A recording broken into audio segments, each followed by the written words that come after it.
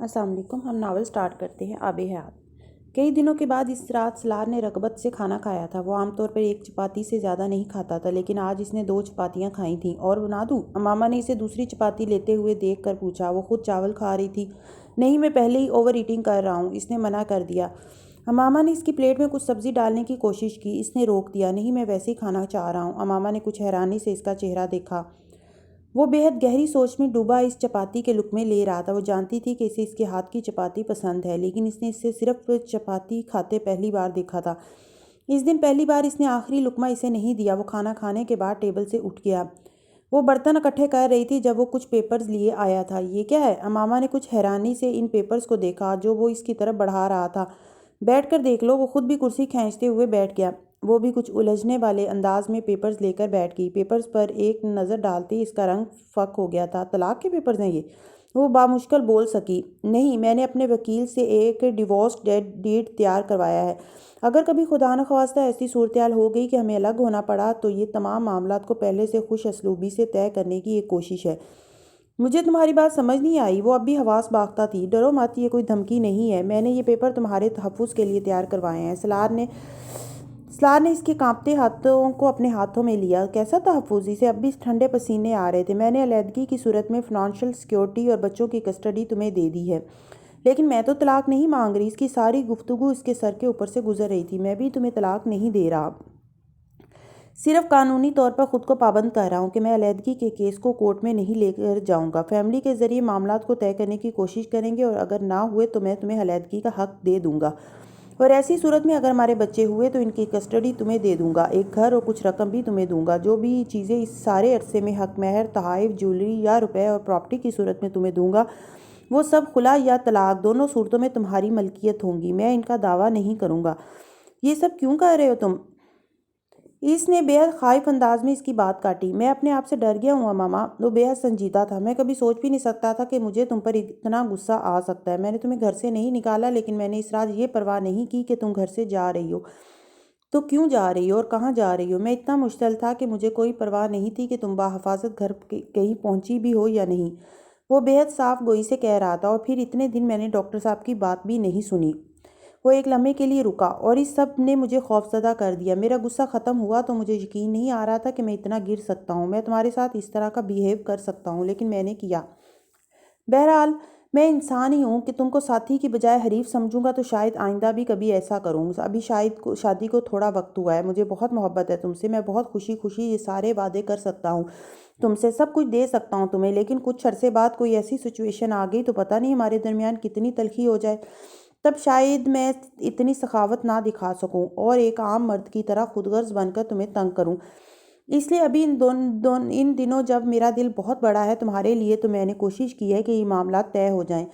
صرف زبانی وعدے نہ کروں تمہارے ساتھ۔ میری طرف سے میرے والد کے سگنیچرز ہیں اس پر۔ تم ڈاکٹر صاحب سے بھی اس پر سائن کروا لو۔ ڈاکٹر صاحب چاہیں تو یہ پیپرز وہ اپنے پاس رکھ لیں، یا تم اپنے لاکر میں رکھوا دو۔ وہ آنکھوں میں آنسو لیے اس کا چہرہ دیکھتی رہی۔ میں نے تم سے کوئی سیکیورٹی نہیں مانگی۔ اس کی آواز بھرائی ہوئی تھی۔ لیکن مجھے تو دینی چاہیے نا۔ میں یہ پیپرز جذبات میں آ کر نہیں دے رہا ہوں تمہیں، یہ سب کچھ بہت سوچ سمجھ کر رہا ہوں۔ تمہارے بارے میں بہت پوزیسو ہوں، بہت انسیکیور ہوں ماما۔ وہ ایک لمحے کے لیے ہونٹ کاٹتے ہوئے رکا۔ اور اگر کبھی آئندہ ایسا ہوا کہ تم مجھے چھوڑنا چاہو تو میں تمہیں کتنا تنگ کر سکتا ہوں تمہیں اندازہ بھی نہیں ہے، لیکن مجھے اندازہ ہو گیا ہے۔ وہ پھر رک کر ہونٹ کاٹنے لگا تھا۔ تم میرا ایسا واحد اثاثہ ہو جسے میں پاس رکھنے کے لیے فیئر اور فاؤل کی تمیز کے بغیر کچھ بھی کر سکتا ہوں، اور یہ احساس بہت خوفناک ہے میرے لیے۔ میں تمہیں تکلیف پہنچانا چاہتا ہوں، نہ تمہاری حق تلفی کرنا چاہتا ہوں۔ ہم جب تک ساتھ رہیں گے بہت اچھے طریقے سے رہیں گے، اور اگر کبھی الگ ہو جائیں تو میں چاہتا ہوں ایک دوسرے کو تکلیف دیے بغیر الگ ہوں۔ وہ اس کا ہاتھ تھپکتے ہوئے اٹھ کر چلا گیا تھا۔ وہ پیپرز ہاتھ میں لیے بیٹھی رہی۔ پودوں کو پانی کب سے نہیں دیا؟ اگلی صبح اس نے ناشتے کی ٹیبل پر سلار سے پوچھا۔ پودوں کو؟ وہ چونکا۔ پتہ نہیں، شاید کافی دن ہو گئے۔ وہ بڑبڑایا تھا۔ سارے پودے سوکھ رہے تھے۔ وہ اس کا چہرہ دیکھتے ہوئے حیران ہوئی تھی۔ وہ جم سے آنے کے بعد روز صبح پودوں کو پانی دیا کرتا تھا۔ اس سے پہلے کبھی امامہ نے اسے اپنی روٹین بھولتے نہیں دیکھا تھا۔ وہ سلائس کھاتے کھاتے یکدم اٹھ کر ٹیرس کا دروازہ کھول کر باہر نکل گیا۔ چند منٹوں کے بعد وہ کچھ پریشان سا واپس آیا تھا۔ ہاں، مجھے خیال ہی نہیں رہا۔ اس صبح وہ پودوں کو پانی دے کر آئی تھی۔ تمہاری گاڑی فی الحال میں استعمال کر رہا ہوں، 2-4 دن میں میری گاڑی آ جائے گی تو تمہاری چھوڑ دوں گا۔ اس نے دوبارہ بیٹھتے ہوئے ماما سے کہا۔ تمہاری گاڑی کہاں ہے؟ ورک شاپ پہ ہے، لگ گئی تھی۔ اس نے عام سے لہجے میں اسے کہا۔ وہ چونک گئی۔ کیسے لگ گئی؟ پتہ نہیں کیسے لگ گئی، میں نے کسی گاڑی کے پیچھے مار دی تھی، وہ کچھ معذرت خوانا انداز میں سے بتا رہا تھا۔ اس کا چہرہ دیکھتی رہی۔ وہ سلائس پر مکھن لگا رہا تھا۔ وہ ایکسپرٹ ڈرائیور تھا اور یہ ناممکن تھا کہ وہ کسی گاڑی کو پیچھے سے ٹکر مار دے۔ گھر میں آنے والی دراڑیں مرد اور عورت پر مختلف طریقے سے اثر انداز ہوتی ہیں۔ عورت کی پریشانی آنسو بہانے، کھانا چھوڑ دینے اور بیمار ہو جانے تک ہوتی ہے۔ مرد ان میں سے کچھ بھی نہیں کرتا۔ اس کا ہر رد عمل اس کے آس پاس کی دنیا پر اثر انداز ہوتا ہے، مگر وہ ایک رشتہ دونوں کے وجود پر اپنا عکس چھوڑتا ہے۔ مضبوط ہو تب بھی، کمزور ہوں تب بھی، ٹوٹ رہا ہو تب بھی، دونوں اپنی مرضی سے اس رشتے سے نکلنا چاہ رہے ہوں تب بھی۔ امامہ نے اس کے چہرے سے نظریں ہٹا لیں۔ اس رات وہ ڈاکٹر صاحب کے گھر اس واقعے کے بعد پہلی بار ان کے لیکچرز کے لیے گیا تھا۔ امامہ ہمیشہ کی طرح آج بھی اس کے ساتھ تھی۔ وہ عام طور پر لیکچر والے دن وہاں آتے ہوئے امامہ کو ساتھ لے آیا کرتا تھا یا سعیدہ اماں کی طرف چھوڑ دیتا تھا، جن کا گھر وہاں سے 10-15 منٹ کے فاصلے پر تھا۔ جتنی دیر وہ لیکچر سنتا، امامہ سعیدہ اماں یا آنٹی کے پاس بیٹھی رہتی، پھر وہ وہاں سے کھانا کھا کر آ جاتے تھے۔ ڈاکٹر صاحب نے آج بھی سلار کا استقبال کسی گرم جوشی کے بغیر صرف ہاتھ ملا کر کیا تھا۔ لیکچر کے بعد ڈنر پر بھی انہوں نے سلار کے لیے وہ پرانی توجہ نہیں دکھائی۔ ڈنر پر فرقان بھی تھا اور ڈاکٹر صاحب فرقان سے گفتگو میں مصروف رہے۔ سلار سے ہونے والی تھوڑی سی بات چیت آنٹی نے کی تھی۔ سلار سے زیادہ اس رات اس رویے کو امامہ نے محسوس کیا تھا۔ اس نے ڈاکٹر سبت علی کی کسی کے لیے ایسی خفگی پہلی بار دیکھی تھی۔ وہ خفگی اس کی وجہ سے اور اس کے لیے تھی۔ اس کے باوجود امامہ کو ان کا رویہ سلار کو نظر انداز کرنا بری طرح چبھا تھا۔ واپس آتے ہوئے وہ پریشان تھی۔ اس رات وہ سونے کے لیے نہیں گئی تھی۔ ایک ناول لے کر وہ اسٹڈی روم میں آ گئی تھی۔ وہ کام کرنے کے بجائے سگریٹ سلگائے بیٹھا تھا۔ اسے دیکھ کر اس نے سگریٹ ایش ٹرے میں مسل دیا۔ کمرے میں اکیلے بیٹھی بور ہوتی، اس لیے سوچا یہاں آ جاؤں۔ اس نے سگریٹ کو نظر انداز کرتے ہوئے سالار کو تعویل دی۔ تم ڈسٹرب تو نہیں ہوگے؟ اس نے سالار سے پوچھا۔ نہیں، بالکل نہیں، وہ کچھ حیرانی سے اسے دیکھتے ہوئے بولا۔ وہ راکنگ چیئر پر جا کر بیٹھ گئی اور اس نے ناول کھول لیا۔ وہ سگریٹ پینا چاہتا تھا لیکن وہ اس کے سامنے سگریٹ نہیں پیتا تھا۔ امامہ یہ جانتی تھی اور وہ اسی لیے وہاں آ کر بیٹھی تھی۔ کچھ دیر وہ بے مقصد اسے دیکھتا رہا، پھر اپنا لیپ ٹاپ نکال کر وہ نہ چاہتے ہوئے بھی کام کرنے لگا تھا۔ کافی دنوں کے بعد اس رات اس نے پریشان ہو کر سگریٹ پینے کی بجائے کام کیا تھا۔ بے حد انکمفرٹیبل ہونے کے باوجود بھی وہ پچھلے ایک ہفتے میں صرف گھر آ کر ہی نہیں، آفس میں بھی اسی طرح چین اسموکنگ کر رہا تھا اور اب اسے عادتاً طلب ہو رہی تھی۔ 1-1.5 گھنٹے کے بعد اس نے بلاخر امامہ کو مخاطب کیا۔ تم سو جاؤ، کافی رات ہو گئی ہے۔ امامہ نے چونک کر اسے دیکھا۔ تم فارغ ہو گئے ہو؟ نہیں، مجھے ابھی کام ہے۔ تو پھر میں بیٹھی ہوں ابھی، تم کام ختم کر لو، میرا بھی ایک چیپٹر رہتا ہے۔ سالار بے اختیار گہرا سانس لے کر رہ گیا، یعنی وہ آج مزید کوئی سگریٹ نہیں پی سکتا تھا۔ اس نے ایش ٹرے میں سگریٹ کے جلے ٹکڑے کو دیکھتے ہوئے قدرے مایوسی سے سوچا۔ مزید 1 گھنٹے کے بعد جب وہ فارغ ہوا تو وہ تب تک اسی راکنگ چیئر پر سو چکی تھی۔ وہ اپنی کرسی پر بیٹھا بے مقصد اسے دیکھتا رہا۔ اگلے چند دن اسی طرح ہوتا رہا۔ وہ اس کے کام کے وقت آ کر اسٹڈی روم میں بیٹھ جاتی اور وہ پھر مجبوراً کام ہی کرتا رہتا۔ ان کے درمیان آہستہ آہستہ گفتگو ہونے لگی اور اس کا آغاز امامہ ہی کرتی تھی۔ سالار بے حد شرمندہ تھا اور اس کی خاموشی کی بنیادی وجہ یہی تھی۔ وہ اس پورے واقعے سے بری طرح ہرٹ ہونے کے باوجود اسے بھلانے کی کوشش کر رہی تھی۔ ڈاکٹر سبت علی نے اگلے ہفتے بھی سالار کے ساتھ ویسا ہی سلوک کیا تھا۔ اس بار امامہ کو پہلے سے بھی زیادہ رنج ہوا۔ ابو، آپ سالار سے اچھی طرح بات کیوں نہیں کرتے؟ امامہ اگلے دن دوپہر کو ڈاکٹر سبت علی کے آفس سے آنے کے بعد ان کے گھر آئی تھی۔ کیسے بات کرنی چاہیے؟ وہ بے حد سنجیدہ تھے، جیسے آپ پہلے بات کرتے تھے۔ پہلے سالار نے یہ سب کچھ نہیں کیا تھا، اس کے بارے میں مجھے بڑی خوش گمانیاں تھیں۔ وہ مدھم آواز میں بولے۔ ابو، وہ برا نہیں ہے، وہ بہت اچھا ہے، میری غلطی تھی، ورنہ شاید بات اتنی نہ بڑھتی۔ وہ بہت عزت کرتا ہے میری، بہت خیال رکھتا ہے، لیکن اب یہ سب ہونے کے بعد وہ بہت پریشان ہے۔ وہ سر جھکائے وضاحتیں دے رہی تھی۔ آپ جب اسے اس طرح اگنور کرتے ہیں تو مجھے بہت حد تک محسوس ہوتی ہے۔ وہ یہ سلوک تو ڈیزرو نہیں کرتا۔ فرقان بھائی کے سامنے کتنی بے عزتی محسوس ہوتی ہوگی اسے۔ وہ بے حد رنجیدہ تھی۔ ڈاکٹر سبت علی بے اختیار ہنس پڑے۔ امامہ نے نظریں اٹھا کر دیکھا۔ میں جانتا ہوں سالار برا آدمی نہیں ہے، وہ پریشان اور نادم ہے، میں یہ بھی جانتا ہوں کہ قصور اس کا زیادہ نہیں ہے اور میرا اس کے ساتھ رویہ آپ کو برا لگتا ہوگا۔ وہ حیرانی سے ڈاکٹر سبت علی کا چہرہ دیکھنے لگی۔ بیٹا، میں آپ کو اسی بات کا احساس دلانا چاہتا تھا۔ مرد جب غصے میں گھر چھوڑ کر جاتا ہے تو وہ جیسے جاتا ہے ویسے ہی آ جاتا ہے۔ اس کے گھر سے جانے پر اس کی اپنی عزت پر حرف آتا ہے، نہ اس کی بیوی کی عزت پر حرف آتا ہے، لیکن عورت جب غصے میں گھر سے نکلتی ہے تو اپنی اور مرد دونوں کی عزت لے کر باہر آ جاتی ہے۔ وہ واپس آ جائے تب بھی مرد کی اور عورت دونوں کی عزت کم ہو جاتی ہے۔ جھگڑا ہوا تھا، کوئی بات نہیں، اس نے غصے میں برا بھلا کہا، جانے کا کہہ دیا، آپ گھر کے کسی دوسرے کمرے میں چلی جاتی۔ وہ ہاتھ پکڑ کر تو نہیں نکال رہا تھا۔ صبح ہوتی اس کا غصہ ٹھنڈا ہو جاتا، 1 آدھ دن میں بات ختم ہو جاتی، اتنا بڑا مسئلہ نہ بنتا۔ وہ رسانیت سے اسے سمجھا رہے تھے۔ مرد کے دل میں اس عورت کی عزت کبھی نہیں ہوتی جسے چھوٹی چھوٹی باتوں پر گھر کی دہلیز پار کرنے کی عادت ہو، اور یہ دوسری بار ہوا ہے۔ اس نے چونک کر ڈاکٹر صاحب کو دیکھا، وہ مسکرا رہے تھے۔ یاد ہے شادی کے دوسرے دن بھی آپ ناراض ہو کر سیدہ اماں کے پاس رہ گئی تھیں؟ امامہ نے نادم ہو کر سر جھکا لیا، اسے یہ واقعہ یاد نہیں رہا تھا۔ مرد کے ساتھ انا کا مقابلہ کرنے والی عورت بے وقوف ہوتی ہے، وہ اسے اپنا دشمن بنا لیتی ہے۔ اکھڑ پن اور ضد کر کے مرد سے بات منوائی جا سکتی ہے، اس کے دل میں اپنی محبت اور عزت نہیں بڑھائی جا سکتی۔ اللہ نے آپ کو بہت محبت کرنے والا اور بہت سی خوبیوں والا شوہر دیا ہے۔ اس نے آپ کی عیب جوئی نہیں کی بلکہ معذرت کر کے آپ کو ساتھ لے گیا۔ بہت کم مردوں میں صفت ہوتی ہے، تو اگر کبھی کوئی کوتاہی ہو جائے اس سے یا کوئی گلہ ہو تو اس کی مہربانیاں یاد کر لیا کریں۔ وہ سر جھکائے خاموشی سے ان کی باتیں سنتی رہی۔ اگر میں یہ سب باتیں اس وقت آپ کو سمجھاتا جب آپ یہاں آئی تھیں تو آپ میری بات کبھی نہ سمجھتیں۔ آپ کو لگتا آپ کے اپنے والدین ہوتے تو اس سچویشن میں آپ کو سمجھاتے نہیں، صرف سپورٹ کرتے۔ اس لیے یہ باتیں تب نہیں سمجھائے میں نے۔ وہ ٹھیک کہہ رہے تھے، وہ اسے اس وقت یہ سب کچھ کہتے تو وہ بری طرح دل برداشتہ ہوتی۔ اس نے کچھ کہے بغیر وہ پیپرز نکال کے انہیں دیے جو سلار نے اسے دیے تھے۔ یہ سلار نے دیے ہیں مجھے، لیکن مجھے ضرورت نہیں ہے ان کی، آپ اسے بتا دیں۔ ڈاکٹر سبتلی نے بہت گہری مسکراہٹ کے ساتھ وہ پیپرز پڑھتے رہے، پھر ہنس پڑے۔ اس نے یہ بہت مناسب اور حکمت والا کام کیا ہے۔ اپنے پاس آنے والے اکثر مردوں کو میں ان معاملات کے حوالے سے اس طرح کے تصفیے کا کہتا ہوں، اور کئی مردوں نے کیا بھی ہے۔ سلار کے ذہن میں بھی وہی چیز ہے، لیکن اس نے آپ کے لیے کچھ زیادہ کر دیا ہے۔ وہ پیپرز پر نظر ڈالتے ہوئے مسکرا رہے تھے، لیکن میں وہ کچھ کہنا چاہتی تھی جب ڈاکٹر صاحب نے اس کی بات کاٹ دی۔ آپ بھی اس کا کچھ زیادہ خیال کر رکھا کریں۔ وہ اسے پیپرز لوٹا رہے تھے، یہ صرف جیسے گفتگو ختم کرنے کا اشارہ تھا۔ اس دن وہ پورا راستہ ڈاکٹر صاحب کی باتوں کے بارے میں سوچتی رہی۔ انہوں نے اسے کبھی نصیحتیں نہیں کی تھیں، یہ پہلا موقع تھا کہ اس طرح کی باتیں کی تھیں۔ کوئی نہ کوئی غلطی انہوں نے اس کی بھی محسوس کی تھی کہ اس طرح سے اسے سمجھانے لگے تھے۔ وہ کھانا پکاتے ہوئے بھی ان کی باتوں کے بارے میں سوچتی رہی۔ تم ڈاکٹر صاحب کے پاس گئی تھیں؟ سلار نے شام کو گھر آتے اس سے سوال کیا۔ ہاں، تمہیں کیسے پتہ چلا؟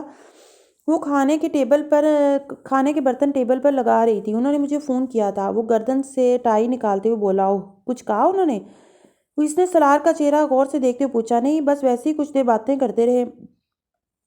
امامہ کو محسوس ہوا وہ اس سے کچھ کہنا چاہتا تھا۔ ہمیشہ کی طرح کپڑے تبدیل کرنے کے لیے بیڈ روم میں جانے کے بجائے ٹائی نکال کر بے مقصد کچن کاؤنٹر کے ساتھ ٹیک لگائے کھڑا ڈش میں پڑا سلاد کھانے میں مصروف تھا۔ آج کیا ہے کھانے میں؟ شادی کے اتنے مہینوں میں آج پہلی دفعہ اس نے یہ سوال کیا تھا۔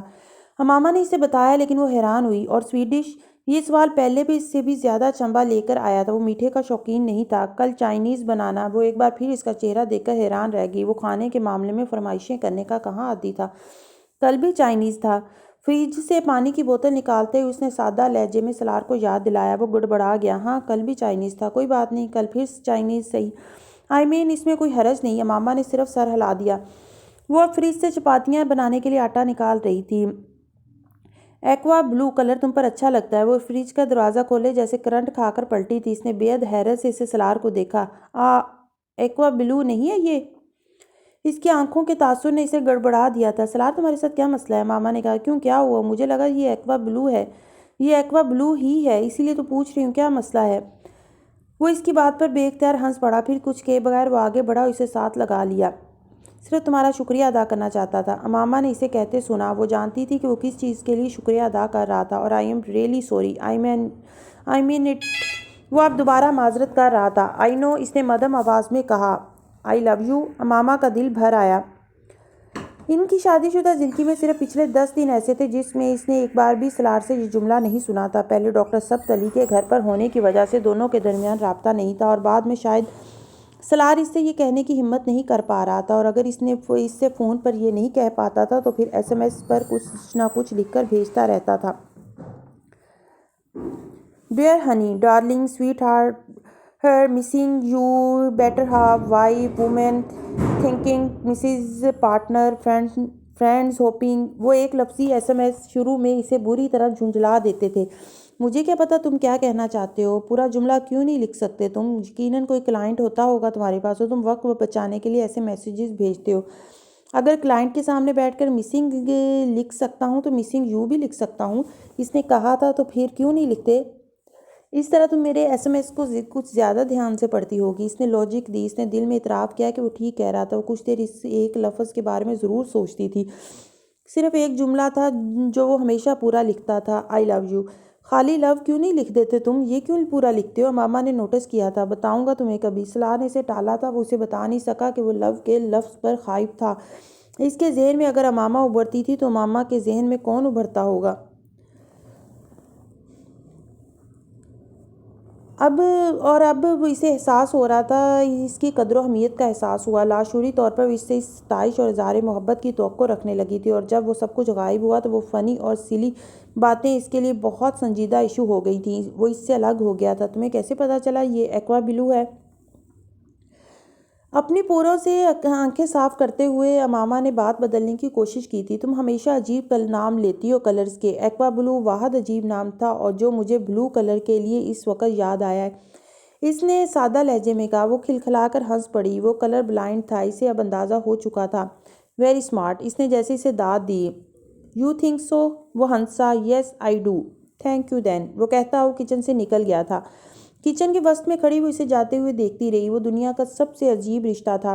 دور ہوں تو دیواروں کا جنگل اگائے، پاس ہوں تو کاغذ جیسی دیوار بھی نہ رہ پائے، ناراض ہوں تو گلوں کے لیے سمندر بھی کم پڑ جائے، اور محبت ہو تو گلہ نام کی چیز صحرا میں پانی بن جائے، غصہ ہو تو ایک دوسرے کی شکل دیکھنا بھی گوارا نہ ہو، اور غصہ ختم ہو تو ایک دوسرے کے بغیر قرار مشکل ہو جائے۔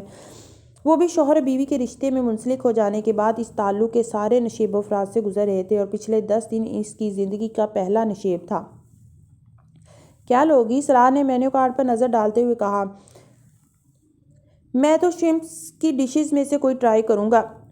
تم دیکھ لو تم کو کیا چاہیے۔ وہ اسلام آباد میں دوسری بار باہر کھانا کھانے نکلے تھے، اور احتیاطاً انہوں نے ایک نئے بنے ہوئے چائنیز ریسٹورانٹ کا انتخاب کیا تھا۔ انہیں اندازہ نہیں تھا کہ ان کی تمام احتیاط کم از کم آج ان کے کام نہیں آئے گی۔ 15 منٹ بعد کھانا سرو ہو گیا اور وہ کھانا کھانے لگے تھے۔ کھانا کھانے کے دوران ویٹر نے ایک چٹ لا کر صلاح کو دی۔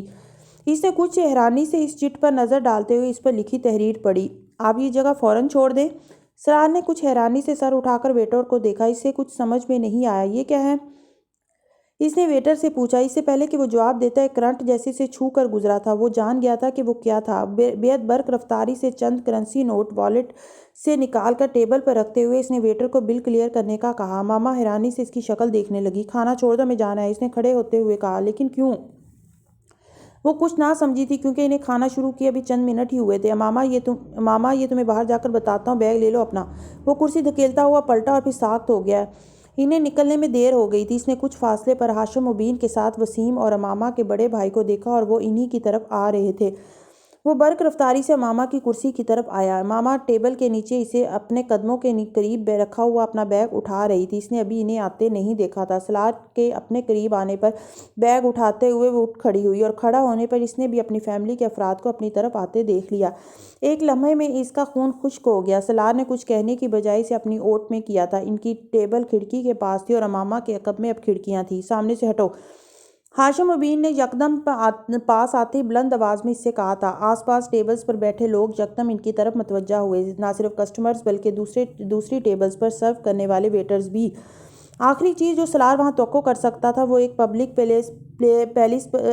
پلیس پر ایسا ہی سین تھا۔ آپ ہمارے گھر چلیں، وہاں بیٹھ کر بات کر لیتے ہیں، صلاح نے بےحد تحمل کے ساتھ ہاشم سے کہا تھا۔ اس نے جواباً ایک گالی دیتے ہوئے اسے گریبان سے پکڑا اور کھینچ کر ایک طرف ہٹانے کی کوشش کرتے ہوئے وسیم اور عظیم سے امامہ کو وہاں سے لے جانے کے لیے کہا۔ ہاشم کے برعکس وسیم اور عظیم دونوں کچھ متعمل تھے۔ وہ جانتے تھے اس طرح زبردستی اس ریسٹورنٹ سے کسی کو ہال سے باہر نہیں لے جا سکتے، کیونکہ سیکیورٹی کا سامنا کیے بغیر امامہ کو بحفاظت وہاں سے لے جانا مشکل تھا۔ وہ سلار کے عقب میں اس کی شرٹ پکڑے تھر تھر کانپتی ہوئی تقریباً اس سے چپکی ہوئی تھی جب ہاشم نے سلار کا گریبان پکڑتے ہوئے اسے کھینچا۔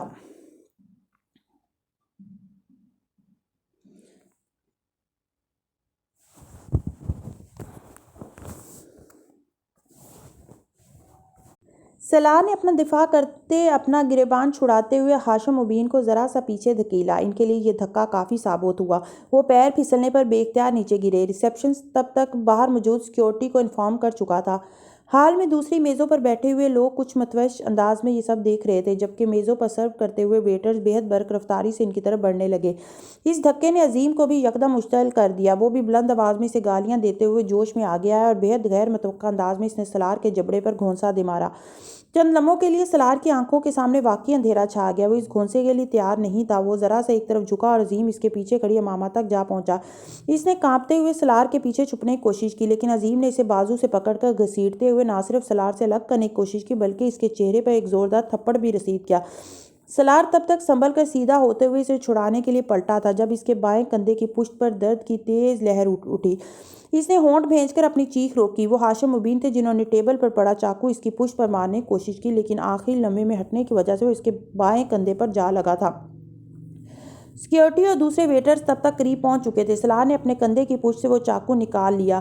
سیکیورٹی والے اب ان تینوں کو پکڑ چکے تھے۔ وہ چاقو نوکدار ہوتا تو زخم بےحد خطرناک ہوتا، لیکن اب بھی اس چاقو کا اگلا سرا اس کے کندھے کے گوشت میں دھنسا ہوا تھا۔ امامہ نے نہ تو ہاشم مبین کو سالار کو وہ چاقو مارتے دیکھا تھا، نہ ہی اس نے سالار کو وہ چاقو نکالتے دیکھا۔ سیکیورٹی والوں نے سالار کو عظیم سے چھڑاتے ہوئے عظیم کو اپنی گرفت میں لے لیا۔ تب تک سالار اپنی جینز کی جیب سے سیل نکال کر سکندر کو فون پر وہاں آنے کے لیے کہہ رہا تھا۔ اس کے چہرے پر تکلیف کے آثار تھے، لیکن وہ اس کے باوجود اپنے لہجے کو حالت المقدور نارمل رکھتے ہوئے سکندر سے بات کر رہا تھا۔ وہ دوسرے ہاتھ سے اپنی پشت کے اس زخم کو دبائے ہوئے تھا۔ اس کے دبانے اور محسوس کرنے کے باوجود اس کے زخم سے خون بہہ رہا تھا۔ وہ اپنے کندھے سے کمر تک خون کی نمی محسوس کر رہا تھا، لیکن اسے یہ اندازہ نہیں تھا کہ خون کتنی مقدار میں نکل رہا تھا۔ سیکورٹی والے اس گفتگو کے دوران ہاشم مبین، وسیم اور عظیم کو وہاں سے لے جا چکے تھے۔ ریسٹورینٹ کے پورے ہال میں بے حد سراسیمگی کا عالم تھا۔ کچھ لوگ وہاں سے اٹھ کر چلے گئے تھے اور جو ابھی وہاں موجود تھے وہ ان دونوں کو دیکھ رہے تھے۔ آپ کو فرسٹ ایڈ کی ضرورت ہوگی، آپ آ جائیں۔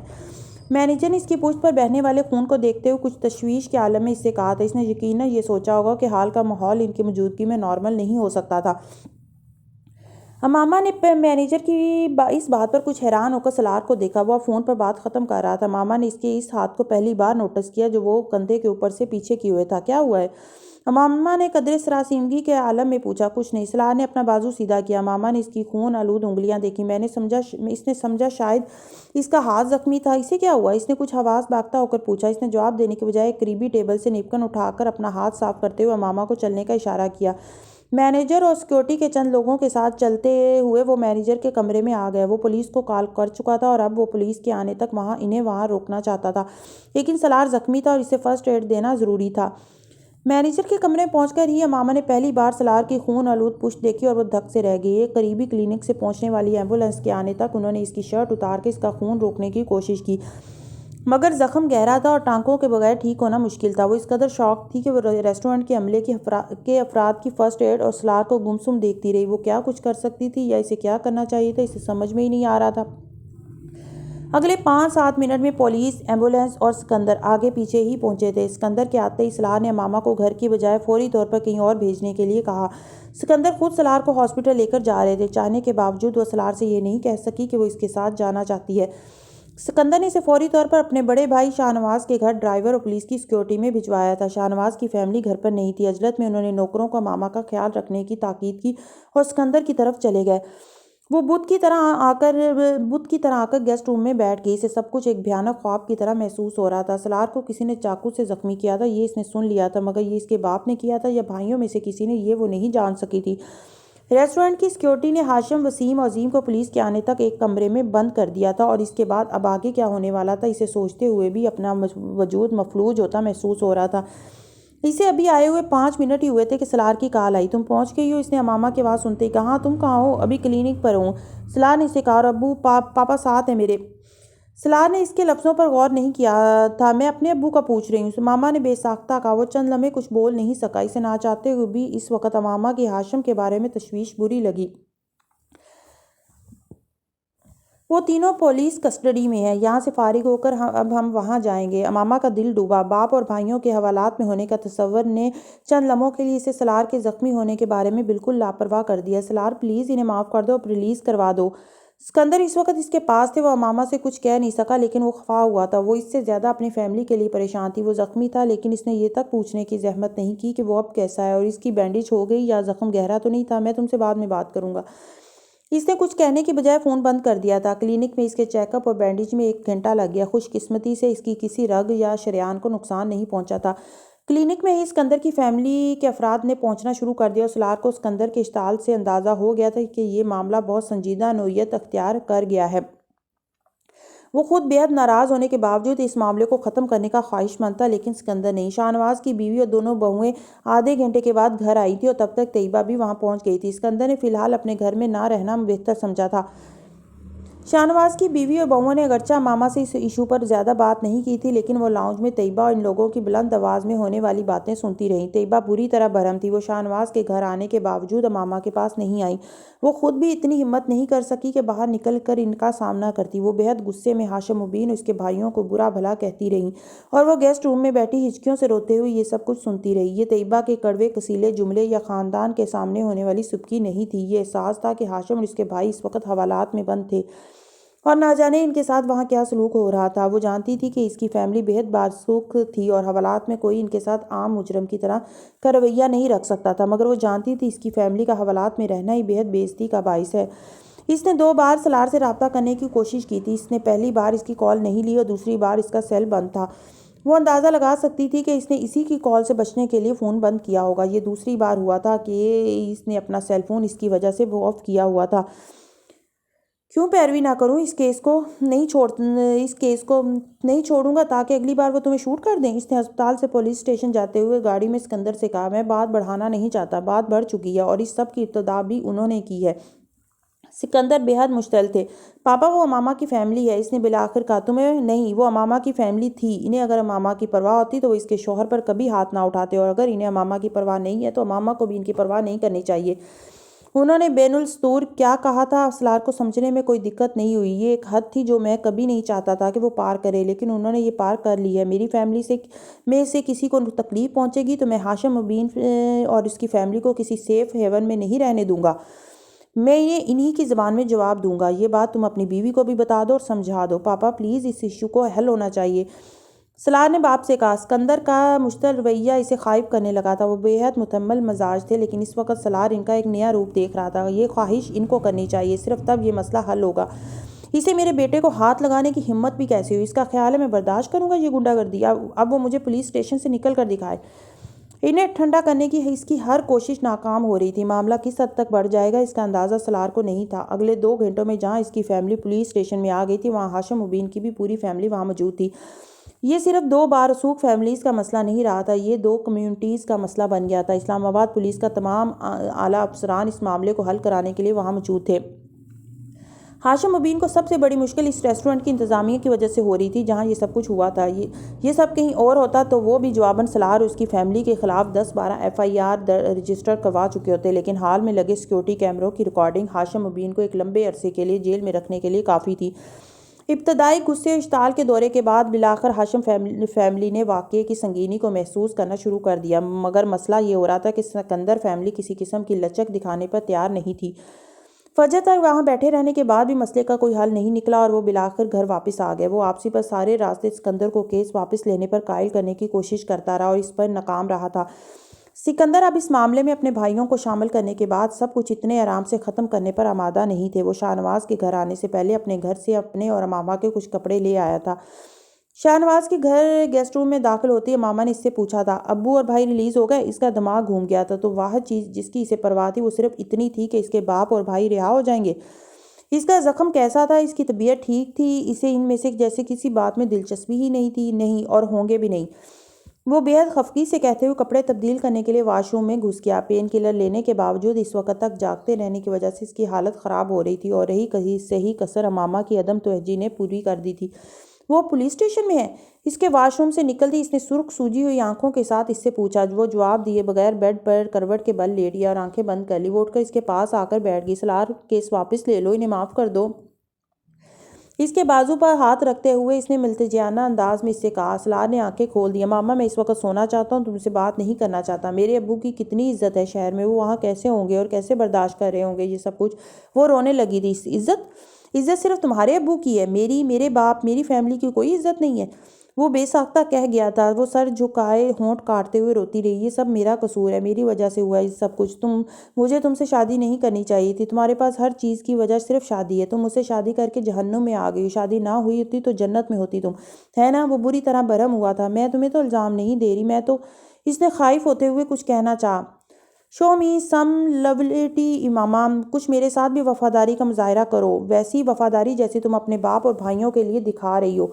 وہ بول نہیں سکی تھی، اس نے جیسے اسے جوتا کھینچ مارا تھا، اس کا چہرہ سرخ ہو گیا تھا۔ اسے اندازہ نہیں تھا کہ وہ اسے کبھی اتنی ہرٹ کرنے والی بات کر سکتا تھا، لیکن وہ اسے کہہ رہا تھا۔ وہ ایک لفظ کہے بغیر اس کے بستر سے اٹھ گئی۔ سلار نے اس کو روکنے کے بجائے آنکھیں بند کر لی تھیں۔ دوبارہ اس کی آنکھ دوپہر 12:30 بجے کندھے میں ہونے والی تکلیف کی وجہ سے کھلی تھی۔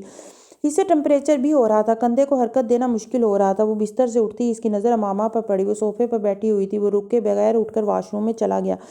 نہا کر تیار ہونے کے بعد وہ باہر نکلا، امامہ سے کوئی بات کیے بغیر وہ بیڈ روم سے چلا گیا۔ اسے اپنا آپ وہاں اجنبی لگنے لگا تھا۔ وہ واحد شخص تھا جو اس کی سپورٹ تھا اور وہ بھی اس سے برگشتہ ہو رہا تھا۔ میں کیس واپس لے رہا ہوں۔ لنچ ٹیبل پر بیٹھے اس نے اعلان کرنے والے انداز میں کہا۔ پورے ٹیبل پر ایک لمحے کے لیے خاموشی چھا گئی۔ وہاں اسکندر کے ساتھ ساتھ شاہ نواز اور ان کی فیملی بھی تھی۔ میں نے اس پورے معاملے کے بارے میں سوچا ہے، اور طیبہ نے بے حد تلخی سے اس کی بات کاٹی۔ تم سوچنا کب تک کا چھوڑ چکے ہو؟ یہ تمہاری بیوی کی پڑھائی ہوئی پٹی ہوگی۔ ممی امامہ کو اس پوری بات میں سے نکال دیں۔ اچھا تو پھر تم اسے طلاق دے دو، یہ سارا معاملہ ہی ختم ہو جائے گا۔ وہ اپنی ماں کا چہرہ دیکھتا رہا، پھر اس نے ہاتھ میں پکڑا کانٹا رکھ دیا۔ یہ میں نہیں کر سکتا اور یہ میں کبھی نہیں کروں گا۔ تو پھر ہم بھی وہ نہیں کریں گے جو تم چاہتے ہو۔ امامہ کا بھائی اور باپ جیل میں ہی رہیں گے۔ طیبہ نے بھی اسی کے انداز میں کہا۔ تمہیں کچھ اندازہ ہے کہ یہ سارا معاملہ کتنا بڑھ چکا ہے؟ کیس واپس لینے کا مطلب ان کو شے دینا ہے۔ تم اپنی فیملی کو خطرے میں ڈال رہے ہو۔ شاہ نواز نے مداخلت کی۔ رسک تو کیس چلنے کی صورت میں بھی ہوگا، بلکہ زیادہ ہوگا۔ یہ کیس تو مسئلہ حل نہیں کرے گا۔ وہ جانتا تھا جو کچھ وہ کہہ رہا تھا اس سے پوری فیملی کی کتنی لعنت و ملامت اسے ملنے والی تھی۔ وہ سب کچھ اس کے لیے غیر متوقع نہیں تھا۔ وہ امامہ کو خوش کر سکتا تھا یا اپنی فیملی کو، اور وہ اپنی فیملی کو ناخوش کرنا اس کے لیے بہتر تھا۔ اور وہ اندر کمرے میں بیٹھی باہر سے آنے والی آوازیں سن رہی تھی، لیکن اب وہ لوگ کیا کہہ رہے تھے وہ سمجھ نہیں پا رہی تھی۔ ملازم بالآخر اس سے کھانے کا پوچھنے آیا اور وہ شدید بھوک کے باوجود نہیں گئی۔ لنچ ٹیبل اس وقت جھگڑے کی ٹیبل بنی ہوئی تھی، اس سے بھوکا رہنا زیادہ بہتر تھا۔ وہ رات کے 9 بجے تک اسی طرح کمرے میں بیٹھی رہی۔ سلار کا کوئی اتا پتہ نہیں تھا، کوئی کال، کوئی میسج، کچھ بھی نہیں۔ وہ صوفے پر بیٹھی تھکن کے عالم میں کب سو گئی اسے اندازہ نہیں تھا۔ رات کے اس کی آنکھ سلار کے کندھا ہلانے پر کھلی تھی۔ وہ ہڑبڑا گئی تھی۔ اٹھ جاؤ، ہمیں جانا ہے۔ وہ کمرے سے اپنی چیزیں سمیٹ رہا تھا۔ وہ کچھ دیر بیٹھی اپنی آنکھیں رگڑتی رہی۔ کیس واپس لے لیا ہے میں نے، تمہاری فیملی ریلیز ہو گئی ہے۔ وہ ٹھٹکی تھی۔ وہ بیگ کی زپ بند کر رہا تھا۔ کسی نے جیسے امامہ کے کندھوں سے منو بوجھ ہٹایا تھا۔ اس کے چہرے پر آنے والا اطمینان وہ بھی نوٹس کیے بغیر نہیں رہ سکا تھا۔ اس کے پیچھے باہر لاؤنج میں آتے ہوئے اس نے ماحول میں موجود تناؤ اور کشیدگی محسوس کی تھی۔ شاہ نواز اور اسکندر دونوں بے حد سنجیدہ تھے۔ طیبہ کے ماتھے پر شکنیں تھیں، وہ نروس ہوئی تھی۔ وہاں سے رخصت ہوتے ہوئے اس نے صرف اپنے لیے نہیں، شاہ نواز کے رویے میں سلار کے لیے بھی سرد مہری محسوس کی تھی۔ وہ سلار کے ساتھ جس گاڑی میں تھی اسے ڈرائیور چلا رہا تھا۔ اسکندر اور طیبہ دوسری گاڑی میں تھے۔ سلار سارا راستہ کھڑکی سے باہر دیکھتا رہا، کسی گہری سوچ میں ڈوبا رہا۔ وہ وقفے وقفے سے اسے دیکھنے کے باوجود اسے مخاطب کرنے کی ہمت نہیں کر سکی تھی۔ گھر پہنچنے کے بعد بھی سب کی خاموشی اور سرد مہری ویسی ہی تھی۔ سلار اسکندر اور طیبہ کے ساتھ لاؤنج میں گیا اور وہ کمرے میں چلی گئی۔ آدھے گھنٹے کے بعد ملازم اسے کھانے پر بلانے آیا تھا۔ تم مجھے یہیں پر کھانا دے دو۔ بھوک اس قدر شدید تھی کہ اس بار وہ کھانے سے انکار نہیں کر سکی۔ ملازم کی 2 منٹ بعد ہی واپسی ہوگی۔ سلار صاحب کہہ رہے ہیں آپ باہر سب کے ساتھ آ کر کھانا کھائیں۔ وہ کچھ دیر بیٹھی رہی۔ یہ بلاوا کچھ غیر متوقع تھا۔ ٹیبل پر اسکندر، طیبہ اور گھر کے دوسرے افراد کے ساتھ بیٹھ کر کھانا کھانا اس وقت بہت مشکل تھا۔ وہ کھانا اندر لانے کے لیے نہ کہہ چکی ہوتی تو اس وقت بھوک نہ ہونے کا بہانہ کر دیتی، لیکن اب یہ مشکل تھا۔ ہمت کرتے ہوئے جب وہ بالآخر ڈرائنگ روم میں آئی تو سب بیٹھے ٹیبل پر بیٹھے کھانا کھا رہے تھے۔ کامران کی بیوی زوبا طیبہ سے کچھ بات کر رہی تھی۔ اس کی آمد پر کوئی خاص رد عمل نہیں ہوا، صرف سلار اپنی پلیٹ میں کچھ ڈالے بغیر اس کا انتظار کر رہا تھا۔ اس کے بیٹھنے پر اسی نے اس سے پوچھتے ہوئے چاول کی ڈش اس کی طرف بڑھائی تھی اور کھانے کے دوران وہ بغیر پوچھے کچھ نہ کچھ اس کی طرف بڑھاتا گیا۔ وہ ٹیبل پر ہونے والی بات چیت خاموشی سے سنتی رہی اور شکر ادا کرتی رہی کہ وہ اس سے متعلقہ نہیں تھی۔ اسے یہ سب اندازہ نہیں تھا کہ وہ ایشو اب اس لیے زیر بحث نہیں تھا کیونکہ وہ پہلے ہی اس حوالے سے ان سب کی لعنت ملامت سمیٹ چکا تھا۔ ماحول آہستہ آہستہ نارمل ہو رہا تھا۔ طوفان گزرنے کے بعد اب اس کے اثرات بھی معدوم ہونے لگے تھے۔ وہ کھانے کے بعد بیڈ روم میں سلار کے ساتھ ہی آئی تھی۔ وہ ایک بار پھر بات چیت کیے بغیر سونے کے لیے بیڈ پر لیٹ گیا۔ وہ اندھیرے میں کچھ دیر بستر پر بیٹھی رہی، پھر اس نے جیسے مصالحت کی پہلی کوشش کی۔ سلار آنکھیں بند کیے، اس کی سمجھ میں نہیں آیا کہ وہ اس کا جواب دے یا نہ دے۔ سلار بولو، بالآخر اس نے کہا، زخم گہرا تو نہیں تھا؟ نرم آواز سے اس نے پوچھا، کون سا والا؟ وہ ٹھنڈے لہجے میں کیا ہوا سوال اسے لاجواب کر گیا تھا۔ تمہیں درد تو نہیں ہو رہا؟ اس کے کندھے پر ہاتھ رکھتے ہوئے اس نے سوال بدلا تھا۔ اگر ہو بھی تو کیا فرق پڑتا ہے، میرا زخم ہے، میرا درد ہے۔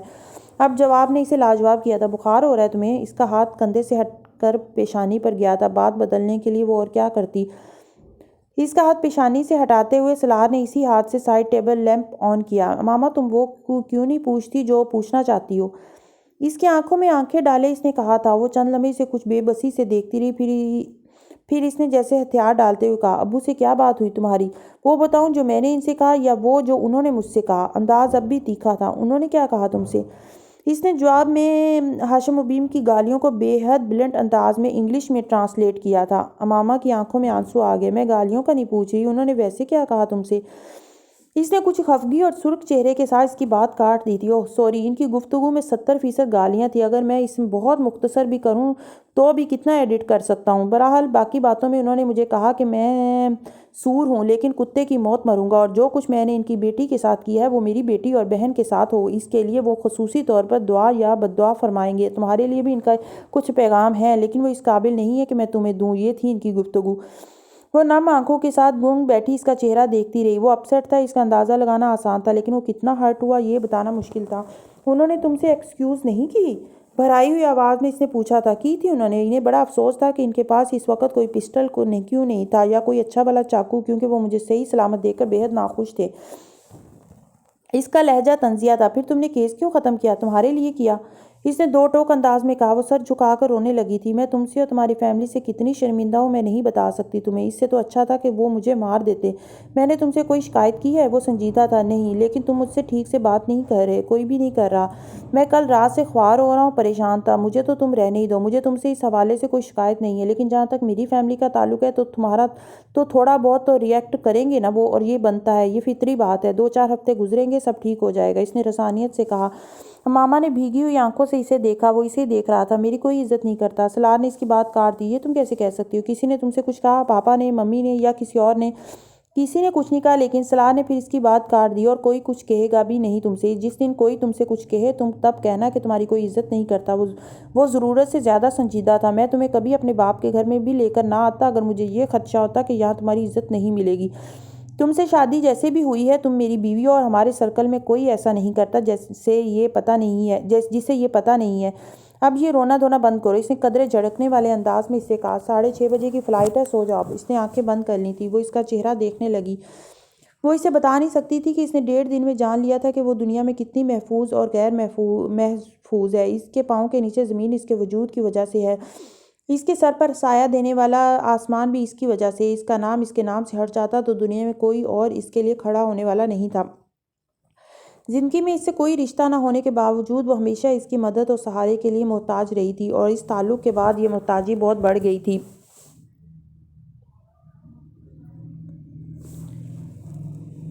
اس کا نام اس کے نام سے ہٹ جاتا تو دنیا میں کوئی اور اس کے لیے کھڑے ہونے والا نہیں تھا۔ وہ ہمیشہ اس کی مدد اور سہارے کے لیے محتاج رہی تھی، اور اس تعلق کے بعد یہ محتاجی بہت بڑھ گئی تھی۔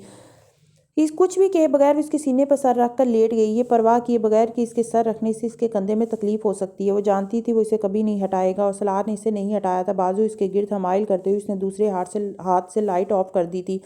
ممی ٹھیک کہتی ہیں۔ اس کے سینے پر سر رکھے اس نے سلار کو بڑبڑاتے سنا۔ کیا؟ وہ چونکی تھی۔ تم نے مجھ پر جادو کیا ہوا ہے۔ وہ ہنس پڑی تھی۔ اس واقعے کے بعد اگلے چند ہفتے وہ لاہور میں بھی کچھ محتاط رہے، لیکن آہستہ آہستہ جیسے ہر ڈر خوف ختم ہو گیا۔ امامہ کی فیملی کی طرف سے اس بار اس طرح کی دھمکیاں بھی نہیں ملی تھیں جیسی امامہ کے گھر سے چلے جانے پر سکندر کی فیملی کو ملتی رہی تھی۔ فوری اشتعال میں آ کر ہاشم اس کے بیٹے ان پر حملہ کرنے کی غلطی تو کر بیٹھے تھے، لیکن بہت جلد انہیں احساس ہو گیا تھا کہ امامہ کو زبردستی واپس لے جانا اب ان کے مسائل کو بڑھا سکتا تھا، کم نہیں کر سکتا تھا۔ وہ جھوٹ جو امامہ کے حوالے سے انہوں نے اپنا حلقہ احباب میں بول رکھے تھے، ان کے کھل جانے کا مطلب رسوائی اور جگ ہنسائی کے علاوہ کچھ نہ ہوتا۔ ایک پردہ پڑا ہوا تھا، اسے پڑا رہنے دینا زیادہ سمجھداری تھی۔ ان کا واسطہ سکندر جیسی فیملی سے نہ پڑتا تو اس معاملے میں اپنی انا کو اتنا نیچے نہ لاتے، لیکن یہاں اب مجبوری تھی۔ پولیس اسٹیشن میں تصفیہ کے دوران سکندر نے ہاشم مبین کو صاف صاف بتا دیا تھا کہ سلار اور امامہ کو کسی بھی طرح پہنچنے والے نقصان کی ذمہ داری وہ ہاشم کے خاندان کے علاوہ کسی دوسرے پر نہیں ڈالیں گے۔ عام حالات میں ہاشم اس بات پر مشتعل ہوتے، لیکن ایک رات حوالات سے نکلنے کے لیے ہر طرح کے اثر و رسوخ استعمال کر کے ناکام ہونے کے بعد ان کا جوش ہوش میں تبدیل ہونے لگا تھا۔ جہاں تک سلار اور امامہ کا تعلق تھا، ان کے لیے یہ سب کچھ بلیسنگ تھا، شر میں سے خیر۔ وہ خدشات جن کا شکار وہ اسلام آباد میں قیام کے دوران ہوتے تھے، وہ آہستہ آہستہ غائب ہونے لگے تھے، اور یہ خاص طور پر امامہ کے لیے معجزے سے کم نہیں تھا۔ اس نے تصور میں بھی نہیں کیا تھا کہ وہ کبھی اتنی آزادی کے ساتھ رہ سکے گی۔ سلار نے ٹھیک کہا تھا، چند ہفتوں میں اس کی فیملی کا رویہ پھر پہلے جیسا ہی ہو گیا تھا، حتیٰ کہ طیبہ کی تلخی بھی ختم ہو گئی تھی، اور اس میں زیادہ ہاتھ امامہ کا ہی تھا۔ وہ فطرتاً صلح جو فرما بردار تھی، رہی سہی کسر اس کے حالات نے پوری کر دی تھی۔ پیچھے مہکا ہوتا تو شاید کوئی بات بری لگنے پر وہ بھی اسی طرح موڈ آف کرتی، جس طرح سکندر کی دوسری بہوئیں کبھی کبھار کرتی تھیں، مگر پیچھے بیگیج کے سوا کچھ نہیں تھا، اور احسان مند ہونے کے لیے اتنا بھی بہت تھا کہ وہ اس شخص کی فیملی تھی جو اسے سر پر اٹھائے پھرتا تھا۔ کوئی وسیم ہاشم صاحب ملنا چاہ رہے ہیں آپ سے۔ اپنے آفس کی کرسی میں جھولتا سلار کچھ دیر کے لیے ساکت ہو گیا تھا۔ کہاں سے آئے ہیں؟ اس نے ایک لمحے میں اپنے کانٹیکٹس کی لسٹ کھنگالی تھی، اور وہاں صرف ایک وسیم ہاشم تھا۔ اسلام آباد سے، کہہ رہے ہیں کہ آپ کے دوست ہیں، ریسیپشنسٹ نے مزید بتایا، بھیج دو۔ اس نے انٹر کام رکھ دیا اور خود سیدھا ہو کر بیٹھ گیا۔ آج کے دن وہ ایسے کسی وزٹ کے لیے تیار نہیں تھا۔ وسیم کے وہاں آنے کا مقصد کیا تھا؟ دونوں خاندانوں کے درمیان ہونے والے جھگڑے کو چند ہفتے گزر چکے تھے۔ وہ چند لمحوں کے تک کچھ سوچتا رہا، پھر اپنی کرسی سے اٹھ کر دروازے کی طرف بڑھا۔ تبھی وسیم دروازہ کھول کر اندر داخل ہوا۔ ایک لمحے کے لیے دونوں ساکت ہوئے تھے، پھر سلار نے ہاتھ بڑھایا، وسیم نے بھی ہاتھ بڑھا دیا تھا۔ ایک طویل عرصے کے بعد ان دونوں کے درمیان ہونے والی وہ پہلی ملاقات تھی۔ کیا لوگے؟ چائے، کافی؟ سلار نے بیٹھتے ہوئے کہا، کچھ نہیں، میں صرف چند منٹ کے لیے آیا ہوں، وسیم نے جواباً کہا۔ وہ دونوں کسی زمانے میں بہت گہرے دوست تھے، لیکن اس وقت ان کو اپنے درمیان موجود تکلف کی دیوار کو ختم کرنا بہت مشکل لگ رہا تھا۔ سلار نے دوبارہ کچھ پوچھنے کی بجائے انٹر کام اٹھا کر چائے کا آرڈر دے دیا۔ امامہ کیسی ہے؟ اس کے ریسیور رکھتے ہی وسیم نے پوچھا۔ شی از فائن، سلار نے نارمل انداز میں جواب دیا۔ میں اس سے ملنا چاہتا تھا، ایڈریس تھا میرے پاس تمہارے گھر کا، لیکن میں نے سوچا پہلے تم سے پوچھ لوں۔ وسیم نے بے حد جتانے والے انداز میں کہا، ظاہر ہے تمہیں یہ پتہ چل سکتا ہے کہ میں کہاں کام کر رہا ہوں، تو ہوم ایڈریس جاننا زیادہ مشکل تو نہیں ہے۔ سلار نے بے حد معمول کے لہجے میں اس سے کہا، میں ملنا چاہتا ہوں اس سے۔ وسیم نے کہا، مناسب تو شاید نہ لگے، لیکن پھر بھی پوچھوں گا تم سے۔ کس لیے؟ سلار نے جواباً بڑے فرینک انداز میں کہا، کوئی وجہ نہیں ہے میرے پاس۔ وسیم نے جواباً کہا، اس دن ریسٹورنٹ میں جو چٹ وہ تم نے بھیجی تھی؟ میں جانتا ہوں، سلار نے اس کی بات کاٹی تھی۔ وسیم ایک لمحے کے لیے بول نہیں سکا، پھر اس نے کہا، تم نے اور امامہ نے جو کچھ کیا وہ بہت غلط کیا۔ وسیم چند لمحوں کی خاموشی کے بعد بولنے لگا تھا۔ سلار نے اس کی گفتگو میں مداخلت نہیں کی تھی، لیکن اب جو بھی ہو وہ ہو چکا ہے۔ میں امامہ سے ملنا چاہتا ہوں۔ تمہاری فیملی کو پتہ ہے؟ سلار نے پوچھا۔ نہیں، انہیں پتہ چلے گا تو وہ مجھے بھی گھر سے نکال دیں گے۔ سلار اس کا چہرہ دیکھتا رہا۔ وہ اس کا سچ اور جھوٹ نہیں جان سکتا تھا، اس کی نیت کیا تھی وہ یہ اندازہ نہیں کر سکتا تھا، لیکن وہ اور امامہ ایک دوسرے کے بہت قریب تھے، وہ یہ ضرور جانتا تھا۔ شاید یہی وجہ تھی کہ اس رات وسیم نے اسے امامہ کے ساتھ دیکھ کر اپنے باپ اور بھائی کے دیکھے جانے سے پہلے متنبہ کرنے کی کوشش کی تھی، لیکن سلار کے لیے پھر بھی یہ مشکل تھا کہ وہ اسے امامہ سے ملنے کی اجازت دے دیتا۔ اس میل جول کا پتہ چلنے پر امامہ کی فیملی کے لیے اسے نقصان پہنچانا بہت آسان ہو جاتا۔ وہ اگر اس کے اپارٹمنٹ تک پہنچ سکتے تھے تو وہاں اسے امامہ کو کہیں اور لے جانا بھی مشکل نہیں تھا۔ وہ یقین کرنا چاہتا تھا کہ وسیم کسی غلط ارادے سے اس کے پاس نہیں آیا تھا، لیکن وہ پھر بھی رسک نہیں لے سکتا تھا۔ وسیم، میں نہیں سمجھتا کہ اب اس کا کوئی فائدہ ہے، اس نے بالآخر بہت صاف الفاظ میں اس سے کہا۔ امامہ میرے ساتھ خوش ہے، اپنی زندگی میں سیٹلڈ ہے، میں نہیں چاہتا وہ اپسیٹ ہو یا اسے کوئی نقصان پہنچے۔ میں نہ تو اس کو اپسیٹ کرنا چاہتا ہوں، نہ ہی نقصان پہنچانا چاہتا ہوں، میں بس کبھی کبھی اس سے ملنا چاہتا ہوں۔ وسیم نے اس کی بات کاٹتے ہوئے بے تابی سے کہا، میں اس پر سوچوں گا وسیم، لیکن یہ بڑا مشکل ہے، میں نہیں چاہتا کہ تمہیں کوئی استعمال کر کے وسیم نے اس کی بات کاٹی، میں بھی نہیں چاہتا کہ اس کو کوئی نقصان پہنچے، ایسی کوئی خواہش ہوتی تو اتنے سالوں میں تم سے پہلے رابطہ کرتا، میں جانتا تھا وہ تم سے شادی کر کے گھر سے گئی ہے، تم انوالوڈ تھے پورے معاملے میں، لیکن میں نے اپنی فیملی کو کبھی یہ نہیں بتایا۔ سلار ایک لمحے کے لیے ٹھٹکا، پھر اس نے کہا، وہ اتنے عرصے سے میرے ساتھ نہیں تھی، نہیں ہوگی، لیکن وہ تم سے شادی کر کے گئی تھی، یہ میں جانتا تھا۔ اس کا لہجہ حتمی تھا۔ سلار اسے دیکھ کر رہ گیا۔ اس کے دوستوں کا سرکل تقریباً ایک ہی تھا، اور اس میں اگر کسی نے امامہ اور اس کی شادی کے حوالے سے کچھ حقیقی اطلاعات وسیم کو دے دی تھی تو یہ کوئی اتنی حیرت انگیز بات نہیں تھی۔ میں سوچوں گا وسیم، سلار نے بحث کرنے کے بجائے پھر وہی جملہ دہرایا۔ وسیم مایوس ہوا تھا۔ میں 2 دن کے لیے ہوں لاہور میں، اور یہ میرا کارڈ ہے، میں اس سے واقعی ملنا چاہتا ہوں۔ وسیم نے مزید کچھ کے بغیر جیب سے ایک کارڈ نکال کر ٹیبل پر اس کے سامنے رکھ دیا۔ اس رات وہ خلاف معمول کچھ زیادہ خاموش تھا۔ یہ امامہ نے نوٹس کیا تھا، لیکن اسے وجہ سمجھ میں نہیں آئی تھی۔ اس نے ہمیشہ کی طرح آفس میں کام کے پریشر کو ذمہ دار گردانا تھا۔ وہ کھانے کے بعد کام کرنے کے لیے معمول کے مطابق اسٹڈی میں جانے کے بجائے اس کے پاس لاؤنج کے صوفے پر آ کر بیٹھ گیا۔ وہ ٹی وی دیکھ رہی تھی۔ دونوں کے درمیان مسکراہٹوں کا تبادلہ ہوا، پھر وہ بھی ٹی وی دیکھنے لگا۔ 5-10 منٹ کی خاموشی کے بعد امامہ نے بلاخر ایک گہرا سانس لے کر اسے کہتے سنا، ماما اگر تم وعدہ کرو کہ تم خاموشی سے تحمل سے میری بات سنو گی، آنسو بہائے بغیر، تو مجھے تم سے کچھ کہنا ہے۔ وہ چونک کر اس کی طرف متوجہ ہوئی، بے حد سنجیدہ تھا۔ کیا کہنا ہے؟ وہ کچھ حیران ہوئی۔ وسیم تم سے ملنا چاہتا ہے، اس نے بلا تمہید کہا۔ وہ ہل نہیں سکی۔ وسیم میرا بھائی، امامہ نے بلاخر کہا۔ اس کے لہجے میں بے یقینی تھی۔ سلار نے سر ہلایا، پھر وہ اسے اپنی اور اس کی آج کی ملاقات کی تفصیل بتانے لگا، اور ان تفصیلات کے دوران برسات شروع ہو چکی تھی۔ سلار نے بے حد تحمل کا مظاہرہ کیا۔ تحمل کے علاوہ وہ اور کس چیز کا مظاہرہ کر سکتا تھا؟ تم نے کیوں اسے یہاں آنے نہیں دیا؟ تم اسے ساتھ لے کر آتے۔ اس نے ہچکیوں سسکیوں کے ساتھ روتے ہوئے گفتگو کے درمیان میں اس کی بات کاٹی۔ مجھے پتا تھا وسیم مجھے معاف کر دے گا، وہ بھی مجھے اتنا ہی مس کرتا ہوگا جتنا میں اسے کرتی ہوں۔ میں تم سے کہتی تھی نا کہ وہ… سلار نے اس کی بات کاٹی۔ جذباتی ہونے کی ضرورت نہیں ہے ماما، میں نہیں جانتا وہ کیوں ملنا چاہتا ہے تم سے، لیکن اس کے تمہارے ساتھ ملنے کے بڑے نقصان دہ نتائج بھی ہو سکتے ہیں۔ سلار اس کے آنسوؤں سے متاثر ہوئے بغیر بولا تھا۔ وہ وسیم کے حوالے سے واقعی کچھ خدشات کا شکار تھا۔ کچھ نہیں ہوگا، مجھے پتہ ہے کچھ نہیں ہوگا، وہ بہت اچھا ہے۔ تم اسے فون کر کے ابھی بلا لو، میں کل اسے بلواؤں گا، لیکن وہ اگر کبھی یہاں اکیلے آنا چاہے تو یا تمہیں کہیں بلائے تو تم نہیں جاؤ گی۔ سلار نے اس کی بات کاٹتے ہوئے کہا، اور میں ایک بار پھر دہرا رہا ہوں، نہ وہ یہاں اکیلا آئے گا اور نہ تم اس کے فون کرنے پر کہیں جاؤ گی۔ سلار نے بڑی سختی سے اسے تاکید کی تھی۔ میں اس کے بلانے پر کہیں نہیں جاؤں گی، لیکن اس کے یہاں آنے پر کیوں اعتراض ہے تمہیں؟ اس نے احتجاج کیا۔ وہ میرے گھر پر ہوتے ہوئے آئے، مجھے کوئی اعتراض نہیں، لیکن وہ اکیلا یہاں نہ آئے۔ وہ تو خیر میں نیچے سیکیورٹی والوں کو بھی بتا دوں گا۔ وہ میرا بھائی ہے سلار۔ ماما کو بے حد بے عزتی محسوس ہوئی۔ جانتا ہوں، اس لیے تم سے یہ سب کہہ رہا ہوں۔ میں تمہارے حوالے سے اس پر یا کسی پر بھی اعتبار نہیں کر سکتا، لیکن تم مجھے صرف یہ بتاؤ تمہیں اس سے ملنا ہے یا نہیں۔ اگر تمہیں بحث کرنی ہے اس ایشو پر تو بہتر ہے وسیم آئے ہی نہیں۔ سلار نے اسے جملہ مکمل نہیں کرنے دیا۔ ٹھیک ہے، میں اسے اکیلے نہیں بلاؤں گی یہاں۔ اس نے آنکھیں رگڑتے ہوئے فوراً سے پیشتر گھٹنے ٹیک دیے۔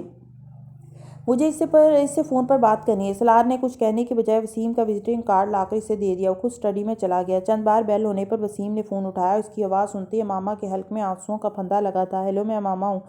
وسیم دوسری طرف کچھ دیر بول نہیں سکا تھا، پھر جب بولنے کے قابل ہوا تب تک اس کی آواز بھی بھرانے لگی تھی۔ وہ 2 گھنٹے ایک دوسرے کے ساتھ بات کرتے رہے تھے، بے ہنگم، بے ربط، بے مقصد، خاموشی کے لمبے وقفوں میں والی گفتگو۔ لیکن اس گفتگو میں کوئی گلے شکوے نہیں ہوئے تھے، کوئی ملامت مذمت نہیں، کچھ بھی نہیں تھا۔ وقت اب اتنا آگے آ گیا تھا کہ یہ سب کہنا بیکار تھا۔ وسیم شادی کر چکا تھا اور اس کے 3 بچے تھے۔ فیملی میں اور بھی بہت سے افراد کا اضافہ ہو چکا تھا۔ وہ بہتے آنسوؤں کے ساتھ اضافے کی تفصیلات سنتی رہی۔ سلار 2 گھنٹے کے بعد اسٹڈی سے نکلا تھا اور وہ اس وقت بھی لاؤنج میں فون کان سے لگائے سرخ آنکھوں اور ناک کے ساتھ فون پر وسیم سے گفتگو میں مصروف تھی۔ وہ اس کے پاس سے گزر کر بیڈ روم میں گیا تو اسے یقین تھا امامہ نے اسے ایک بار بھی سر اٹھا کر نہیں دیکھا تھا۔ وہ سونے کے لیے بیڈ پر لیٹنے کے بعد بھی بہت دیر تک اس نئی ڈیولپمنٹ کے بارے میں سوچتا رہا تھا۔ پتہ نہیں یہ ٹھیک ہو رہا تھا یا غلط۔ وہ امامہ کا کوئی دوسرا بھائی ہوتا تو وہ کبھی امامہ سے اس کا رابطہ نہ کرواتا، لیکن وسیم کے حوالے سے وہ تحفظات رکھنے کے باوجود کسی حد تک کچھ نرم گوشہ رکھنے پر مجبور تھا۔ اگر اس کی فیملی کا ایک فرد بھی اس کے ساتھ کچھ رابطہ رکھتا تو وہ جانتا تھا کہ امامہ ذہنی طور پر بہت بہتر محسوس کرے گی۔ اپنے پیچھے اپنی فیملی کی عدم موجودگی کا جو احساس کمتری وہ لیے ہوئے تھی، وہ اتنے مہینوں کے بعد کم از کم سلار سے ڈھکا چھپا نہیں تھا۔ وہ اس کا انتظار کرتے کرتے سو گیا تھا۔ فجر کی نماز کے لیے جب وہ مسجد جانے کے لیے اٹھا تو وہ اس وقت بھی بستر میں نہیں تھی۔ لاؤنج میں آتے ہی وہ کچھ دیر کے لیے ہل نہیں سکا تھا۔ وہاں کا انٹیریئر راتوں رات بدل گیا تھا۔ فرنیچر کے بہت سے چھوٹے موٹے آئٹمز کی سیٹنگ تبدیل ہونے کے ساتھ ساتھ دیواروں پر کچھ نئی آرائشی اشیاء بھی آ گئی تھیں۔ صوفہ اور فلور کشنز کے کور بدلے جا چکے تھے اور کارپٹ پر چند نئے رگز بھی نظر آ رہے تھے، اور وہ اس وقت کچن ایریا کے کاؤنٹر کے پار ایک سٹول پر بیٹھی کچن کیبنٹ کو اسپنج کے ساتھ رگڑنے میں مصروف تھی۔ تم ساری رات یہ کرتی رہی ہو؟ سلار پانی پینے کے لیے کچن میں گیا تھا تو اس نے کچن کے فرش کو کیبنٹ سے نکالی گئی چیزوں سے بھرا ہوا دیکھا۔ اس کا دماغ گھوم کر رہ گیا۔ کیا؟ وہ اسی اطمینان سے کام میں مصروف ہوئی تھی۔ تمہیں پتہ ہے کیا کرتی رہی ہو تم؟ سلار نے پانی کا گلاس خالی کرتے ہوئے کاؤنٹر پر رکھا اور باہر نکل گیا۔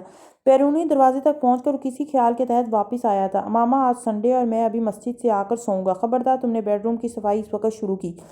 پھر میں کس وقت صفائی کروں گی یہ بیڈ روم کی؟ میں نے وسیم کو لنچ پر بلایا ہے، امامہ نے پلٹ کر کہا۔ سلار کی چھٹی حس نے بروقت کام کیا تھا۔ بیڈ روم کی صفائی کا وسیم کے لنچ سے کیا تعلق ہے؟ وہ حیران ہوا تھا۔ تم نے اسے بیڈ روم میں بٹھانا ہے؟ نہیں، لیکن وہ اٹکی تھی۔ امامہ بیڈ روم میں کچھ نہیں ہوگا، مجھے سونا ہے آ کر ابھی۔ اس نے امامہ کو ایک بار پھر یاد دہانی کرائی تھی۔ یہ سامان لا دینا مجھے سونے سے پہلے، کھانے کی تیاری کرنی ہے مجھے۔ امامہ نے کاؤنٹر پر پڑی ایک لسٹ کی طرف اشارہ کیا۔ میں فجر کی نماز پڑھنے جا رہا ہوں، یہ سامان تمہیں سو کر اٹھنے کے بعد لا کر دوں گا۔ وہ لسٹ کو ہاتھ لگائے بغیر چلا گیا۔ تمام خدشات کے باوجود واپسی پر اس نے اپنے بیڈ روم کو اسی حالت میں دیکھ کر اللہ کا شکر ادا کیا تھا۔ اس نے 10 بجے اس کی مطلوبہ اشیاء لا کر دی تھی۔ کچن تب تک کسی ہوٹل کے کچن کی شکل اختیار کر چکا تھا۔ وہ پتہ نہیں کون کون سی ڈشز بنانے میں مصروف تھی۔ وہ کم از کم 25 افراد کا کھانا تھا جو وہ اپنے بھائی کے لیے تیار کر رہی تھی، اور سلار کو یقین تھا کہ آدھے سے زیادہ کھانا انہیں بلڈنگ کے مختلف اپارٹمنٹس میں بھیجنا پڑے گا، لیکن امامہ اتنے جوش اور لگن سے ملازمہ کے ساتھ کچن مصروف تھی کہ سلار نے اسے کوئی نصیحت کرنے کی کوشش نہیں کی۔ وہ لاؤنج میں بیٹھا انگلش لیگ کا کوئی میچ دیکھ رہا تھا۔ وسیم 2 بجے آیا تھا اور 2 بجے تک امامہ کو گھر میں کسی مرد کی موجودگی کا احساس تک نہیں تھا۔ وہ ملازمہ کے ساتھ کھانا تیار کرتے ہوئے اس سے اپنی فیملی کی باتوں میں مصروف تھی، اس تازہ ترین اپڈیٹ کے ساتھ جو اسے رات کو وسیم سے ملی تھی۔ اس نے پہلی بار اسے ملازمہ کے ساتھ اتنے جوش و جذبے کے ساتھ بات کرتے ہوئے سنا تھا، اور وہ حیران تھا۔ حیرانگی اس کیفیت کو اتنے مؤثر طریقے سے بیان نہیں کر پائی۔ وسیم کا استقبال اس نے سلار سے بھی پہلے دروازے پر کیا تھا۔ بہن اور بھائی کے درمیان ایک جذباتی سین ہوا تھا جس میں سلار نے دونوں سے تسلی کے چند الفاظ کہہ کر کچھ کردار ادا کیا تھا۔ اس کے بعد 6:30 بجے وسیم کی موجودگی تک وہ ایک خاموش تماشائی کا رول ادا کرتا رہا تھا۔ وہ کھانے کی ٹیبل پر موجود ضرور تھا، مگر اسے محسوس ہو رہا تھا اس کا وہاں ہونا یا نہ ہونا برابر تھا۔ امامہ کو بھائی کے علاوہ کوئی اور نظر آ رہا تھا، نہ کسی اور کا ہوش تھا۔ اس کا بس نہیں چل رہا تھا کہ ٹیبل پر موجود ہر ڈش اپنے ہاتھوں سے وسیم کو کھلائے۔ اتنے مہینوں میں یہ پہلا موقع تھا کہ امامہ نے کھانے کی ٹیبل پر اسے کچھ سرو نہیں کیا تھا۔ وہ اس کا بچپن کا دوست تھا، لیکن یہ بھی پہلا موقع تھا کہ وہاں اس کے ہوتے ہوئے بھی وسیم اور اس کے درمیان صرف چند رسمی سے جملوں کا تبادلہ ہوا تھا۔ پھر وہ امامہ آپس میں گفتگو کرتے رہے تھے۔ سلار نے اس دوپہر ڈائننگ ٹیبل پر بیٹھے زندگی میں پہلی بار کسی مہمان کی موجودگی میں ٹی وی پر کھانا کھاتے ہوئے انگلش لیگ دیکھی تھی، اور ٹیبل پر موجود دوسرے دونوں افراد اپنی باتوں میں مصروف رہے۔ 6:30 بجے اس کے جانے کے بعد سلار کی توقع کے مطابق بچا ہوا تقریباً سارا کھانا ملازمہ، فرقان اور چند دوسرے گھروں میں بھیجا گیا۔ وہ عشاء کی نماز پڑھ کر آیا تو اس کے لیے ڈائننگ ٹیبل پر کھانا لگا کر خود بیڈ روم میں سو رہی تھی۔ وہ ویکینڈ پر رات کا کھانا ہمیشہ باہر کھاتے تھے، اور نہ بھی کھاتے تب بھی باہر ضرور جاتے۔ اس نے پہلی بار امامہ کی گھر میں موجودگی کے باوجود اکیلے ڈنر کیا، اور وہ بری طرح پچھتایا تھا وسیم کو امامہ سے ملنے کی اجازت دے کر۔ امامہ، یہ وسیم نامہ بند ہو سکتا ہے اب؟ وہ تیسرا دن تھا جب ڈنر پر بالآخر سلار کی قوت برداشت جواب دے گئی تھی۔ وہ 3 دنوں سے مسلسل ناشتے، ڈنر اور رات سونے سے پہلے صرف وسیم کی باتیں بار بار سن رہا تھا۔ امامہ بری طرح وسیم پر فدا تھی۔ یہ سلار کو اندازہ تھا کہ وہ وسیم سے ملنے کے بعد خوش ہوگی، لیکن اسے یہ اندازہ نہیں تھا کہ اس کی خوشی اس انتہا کو پہنچے گی کہ وہ خود اسے مسئلہ ہونا شروع ہو جائے گا۔ کیا مطلب؟ وہ حیران ہوئی تھی۔ مطلب یہ کہ دنیا میں وسیم کے علاوہ بھی بہت سے لوگ ہیں جن کی تمہیں پرواہ کرنی چاہیے۔ سلار نے اسے انڈائریکٹ انداز میں کہا۔ مثلاً کون؟ اس نے جواب اتنی سنجیدگی سے پوچھا تھا کہ وہ کچھ کہہ ہی نہیں سکا۔ اور کون ہے جس کی مجھے پرواہ کرنی چاہیے؟ وہ اب بڑبڑاتے ہوئے سوچ رہا تھا۔ میرے کہنے کا مطلب تھا کہ تم گھر پر توجہ دو۔ وہ اب اس کے علاوہ اور کیا کہتا؟ یہ تو نہیں کہہ سکتا تھا کہ مجھ پر توجہ دو۔ گھر کو کیا ہوا ہے؟ وہ مزید حیران ہوئی۔ وہ اس بار مزید کوئی تعویل نہیں دے سکا تھا۔ گھر کو واقعی کچھ نہیں ہوا تھا۔ تمہیں میرا وسیم کے بارے میں باتیں کہنا اچھا نہیں لگتا؟ اس نے یکدم جیسے کوئی اندازہ لگایا۔ اس کے لہجے میں بے یقینی تھی کہ وہ ہاں نہیں کہہ سکا۔ میں نے کب کہا کہ مجھے برا لگتا ہے؟ ویسے ہی کہہ رہا ہوں تمہیں۔ وہ بے ساختہ بات بدل گیا۔ ہاں، میں بھی سوچ رہی تھی تم کیسے ہی کہہ سکتے ہو؟ وہ تمہارا بیسٹ فرینڈ ہے۔ وہ یکدم مطمئن ہوئی۔ سلار اس سے یہ نہیں کہہ سکا کہ وہ اس کا بیسٹ فرینڈ ہے، نہیں کبھی تھا۔ تمہارے بارے میں بہت کچھ بتاتا تھا وہ۔ سلار کھانا کھاتے رکا۔ میرے بارے میں کیا؟ سب کچھ، وہ اسی روانی سے بولی۔ سلار کے پیٹ میں گرہیں سی پڑیں۔ سب کچھ کیا مطلب؟ جو بھی تم کرتے تھے۔ سلار کی بھوک اڑی تھی۔ مثلاً وہ پتہ نہیں اپنے کن خدشات کو ختم کرنا چاہتا تھا۔ وہ سوچ میں پڑی، جیسے تم جن سے ڈرگز لیتے تھے ان کے بارے میں، اور جب تم لاہور میں اپنے کچھ دوسرے دوستوں کے ساتھ ریڈ لائٹ ایریا گئے تھے تو تب بھی۔ وہ بات مکمل نہیں کر سکی۔ پانی پیتے ہوئے سلار کو چھو لگا تھا۔ تمہیں اس نے یہ بھی بتایا کہ میں؟ سلار خود پر اپنا سوال پورا نہیں دہرا سکا۔ جب بھی جاتے تھے تو بتاتا تھا۔ سلار کے منہ سے بے اختیار وسیم کے لیے زیر لب گالی نکلی تھی، اور امامہ نے اس کے ہونٹوں کی حرکت کو پڑھا تھا۔ وہ بری طرح اپسیٹ ہوئی۔ تم نے اسے گالی دی ہے؟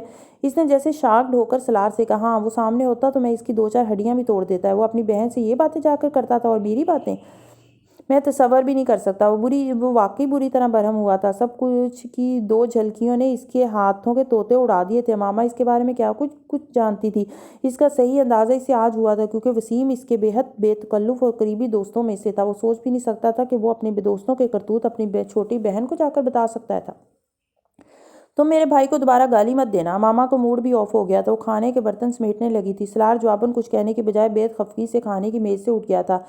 یہ اس کی زندگی کے کچھ بےحد پریشان کن لمحوں میں سے ایک تھا۔ اسے اب احساس ہو رہا تھا کہ امامہ کو اس کی کسی بات پر یقین کرنا یا اسے اچھا سمجھنا کیوں اتنا مشکل تھا۔ وہ اس کی کیس ہسٹری کو اتنا تفصیلی اور اتنا قریب سے نہ جانتی ہوتی تو اسے اپنی شادی شدہ زندگی میں ان مسائل کا سامنا نہ کرنا پڑ رہا ہوتا جن کا سامنا وہ اب کر رہا تھا۔